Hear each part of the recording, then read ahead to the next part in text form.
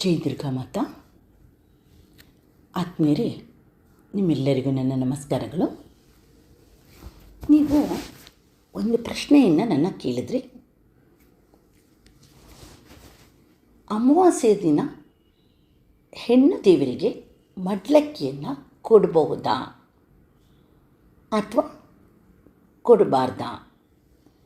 ಇದು ನಿಮ್ಮ ಒಬ್ಬರ ಪ್ರಶ್ನೆ ಅಲ್ಲ, ಹಲವರಿಗೆ ಇರುವಂತಹ ಸಂದೇಹ.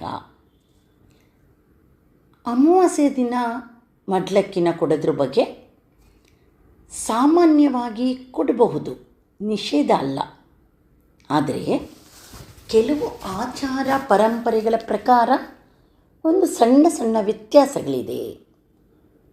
ಅದರ ಕಡೆ ನಾವು ಗಮನ ಕೊಡಬೇಕು. ಯಾವಾಗ ಕೊಡಬಹುದು ಅಂತ ಹೇಳಿದರೆ, ನಾವು ದೇವಿ ಪೂಜೆಯನ್ನು ಮಾಡ್ತಾಯಿರ್ತೀವಿ ಅಂದ್ಕೊಳ್ಳಿ.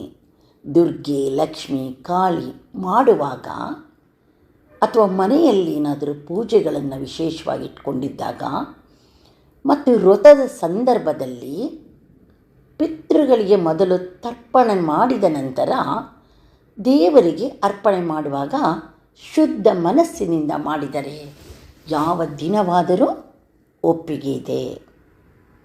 ವಿಶೇಷವಾಗಿ ದೇವಿ ಉಪಾಸನೆಯಲ್ಲಿ ಅಕ್ಕಿ ಅಂದರೆ ಅದು ಅನ್ನಕ್ಕೆ ಸಂಬಂಧಪಟ್ಟಿರೋದ್ರಿಂದ ಬಹಳ ಶುಭದಾಯಕ. ಯಾಕೆ ಕೆಲವರು ಕೊಡಬಾರ್ದು ಅಂತ ಹೇಳ್ತಾರೆ, ಕೆಲವು ಸಂಪ್ರದಾಯಗಳಲ್ಲಿ ಕೊಡಬಾರ್ದು ಅಂತ ಇದೆ ಅಂದರೆ,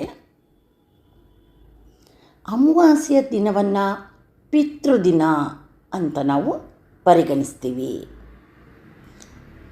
ಏನು ಶಾಸ್ತ್ರಗಳ ಪ್ರಕಾರ ಆ ದಿನವನ್ನು ಪಿತೃದಿನ ಅಂತ ಹೇಳ್ತೀವೋ, ಆ ದಿನ ಹೆಚ್ಚು ನಾವು ಪಿತೃತರ್ಪಣವನ್ನು, ಶ್ರಾದ್ದವನ್ನು ಮಾಡೋದ್ರ ಕಡೆ ನಮ್ಮ ಗಮನವನ್ನು ಜಾಸ್ತಿ ಒತ್ತು ಕೊಡಬೇಕು.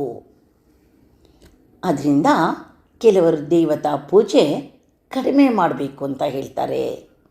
ಆದರೆ ಇದು ಯಾವುದೇ ನಿಷೇಧವಿಲ್ಲ. ಪೂಜೆ ಮಾಡಬಾರ್ದು, ಮಡ್ಲಕ್ಕಿ ಕೊಡಬಾರ್ದು ಅನ್ನುವ ಯಾವುದೇ ನಿಷೇಧವು ಎಲ್ಲೂ ಇಲ್ಲ. ಆದರೆ ನಮ್ಮ ಮನೆತನ ಸಂಪ್ರದಾಯದ ಮೇಲೆ ಸ್ವಲ್ಪ ವ್ಯತ್ಯಾಸ ಕಾಣುತ್ತೆ.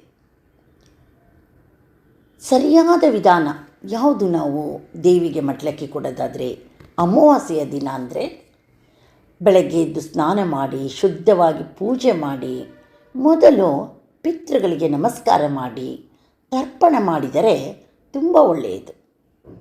ನಂತರ ದೇವಿಗೆ ಮಡ್ಲಕ್ಕಿಯನ್ನು ಅರ್ಪಿಸಿ ಅನ್ನಪೂರ್ಣೇಶ್ವರಿಯನ್ನು, ದುರ್ಗೆಯನ್ನು ಪ್ರಾರ್ಥನೆ ಮಾಡಿಕೊಳ್ಳಿ. ಯಾವುದೇ ರೀತಿಯಲ್ಲೂ ಕೊಡಬಾರ್ದು ಅನ್ನುವುದು ಇಲ್ಲ, ಕೊಡಬಹುದು, ತಪ್ಪೇನಿಲ್ಲ. ಶುದ್ಧ ಭಾವನೆ ತುಂಬ ಮುಖ್ಯ. ಪಿತೃ ಕಾರ್ಯ ಮಾಡಿದರೆ ಇನ್ನೂ ಉತ್ತಮ. ನಾವು ಯಾವ ದೇವಿಗೆ ಮಡ್ಲಕ್ಕಿಯನ್ನು ಅರ್ಪಿಸ್ತೀವೋ ಆ ದೇವಿಗೆ ಮಾತ್ರ ಅಲ್ಲ, ದೈವ ಶಕ್ತಿಗೆ ನಾವು ಸಂಪೂರ್ಣವಾಗಿ ಶರಣಾಗತರಾಗಿ ನಾವು ಮಾಡುವ ಕಾರ್ಯಗಳಲ್ಲಿ ಜಗನ್ಮಾತೆ ಯಾವುದೇ ಲೋಪದೋಷಗಳನ್ನು ಹುಡುಕುವುದಿಲ್ಲ. ಆದರೆ ಸಂಪ್ರದಾಯದ ಆಚಾರ ವಿಚಾರಗಳ ಕಡೆ ಗಮನ ಕೊಡ್ತಾ ನಾವು ಶುದ್ಧ ಮನಸ್ಸಿನಿಂದ ಖಂಡಿತವಾಗಲೂ ತಾಯಿಯ ಸೇವೆಯನ್ನು ಮಾಡಬಹುದು. ಅವಳ ಅನುಗ್ರಹ ಖಂಡಿತವಾಗಲೂ ಎಲ್ಲರ ಮೇಲೆ ಇರುತ್ತೆ. ಧನ್ಯವಾದಗಳು. ಜೈ ದುರ್ಗಾ ಮಾತಾ.